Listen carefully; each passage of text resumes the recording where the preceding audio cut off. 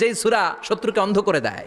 এই সূরার প্রথম 9টা আয়াত যদি বিপদে পড়ে, শত্রুর কবলে পড়ে আপনি তেলাওয়াত করেন, শত্রুর চোখটারে অন্ধ করে দিবে কে? আল্লাহ। বিশ্বনবী মক্কা থেকে যখন মদিনায় যায়, হিজরতের সময় বিশ্বনবী সূরা ইয়াসিনের প্রথম 9টা আয়াত তেলাওয়াত করলেন। তেলাওয়াত করে আল্লাহর নাম নিয়ে ঘর থেকে বের হলেন। আশেপাশে কাফেররা ঘুরে কিন্তু বিশ্বনবীরে দেখে না। ডানে বায়ে হাতায় বিশ্বনবীর সামনে দিয়ে যায়, কিন্তু কাফেরদের চোখ অন্ধ করে দিয়েছে কে?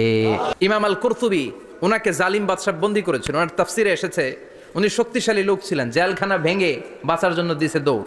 উনারেও ধরার জন্য জালিম বাদশার সৈনিকেরা ঘোড়া নিয়ে রওনা হয়েছে। উনিও দৌড়ায়, ঘোড়াও পেছন থেকে আসে। উনি হাঁটতে হাঁটতে হয়রান হয়ে এক বালুর ময়দানে যে ধপাস করে পড়েছেন। ওরাও ঘোড়া দিয়ে এসে নেমেছে, কিন্তু আজীব তামাশা, উনি বালুতে ধপাস করে পড়েই সূরা ইয়াসিনের প্রথম 9 আয়াত তেলাওয়াত করতে শুরু করেছেন। ওরা নিচে নেমে ডানে বায়ে সামনে পিছনে খালি খুঁজে কিন্তু দেখে না, সামনেই কিন্তু বসা। ওদের চোখটার অন্ধ করে দিছে কে? বিশ্বাস হয়? বিপদে পড়লে সূরা ইয়াসিনের প্রথম 9 আয়াত পড়তে রাজি আছেন? আল্লাহ